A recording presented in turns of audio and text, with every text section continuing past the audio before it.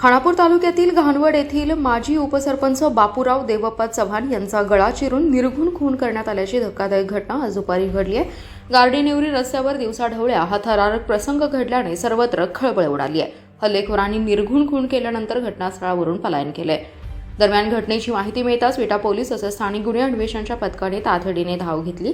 घटनास्थळी बघ्यांची मोठी गर्दी झाली आहे। बापूराव देवप्पा चव्हाण हे घाणवड गावचे माजी उपसरपंच तसेच त्यांचे विटा येथे सोनार सिद्ध ज्वेलर्स या नावाने ज्वेलरीचं दुकान आहे। आज दुपारी 2:45 वाजण्याच्या सुमारास ते आपल्या बुलेट गाडीवरून नेवरी रस्त्यावरील पोल्ट्री शेडकडे निघाले होते। यावेळी अज्ञात हल्लेखोरांनी गार्डी गावालगत असलेल्या या रस्त्यावर अडवून त्यांचा निर्घुणपणे गळा चिरून खून केला। खुनानंतर बापूराव चव्हाण हे रस्त्याला रक्ताच्या थारोळ्यात पडताच हल्लेखोरांनी घटनास्थळावरून पलायन केलं। ही घटना रस्त्यावरून येणाऱ्यांनी पाहिली असता याबाबतची माहिती विटा पोलिसांना देण्यात आली। तात्काळ या ठिकाणी विभागीय पोलीस अधिकारी विपुल पाटील, पोलीस निरीक्षक धनंजय फडतरे यांच्यासह पोलीस पथक तातडीने घटनास्थळी दाखल झालं। त्यांनी संबंधित झालेल्या घटनेचा पंचनामा केला आणि हा खून कोणी केला याबाबत पोलीस तपास घेत आहेत। मात्र दिवसाढवळ्या खुनाचा प्रकार घडल्याने खानापूर तालुक्यात मोठी खळबळ उडाली आहे।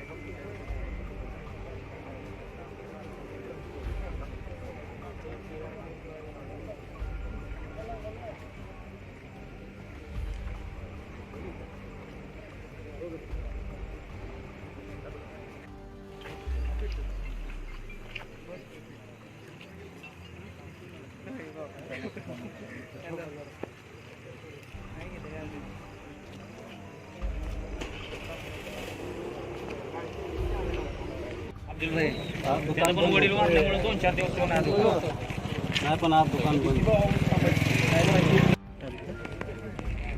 हॅलो, बघितलं CCTV आहे तिथं?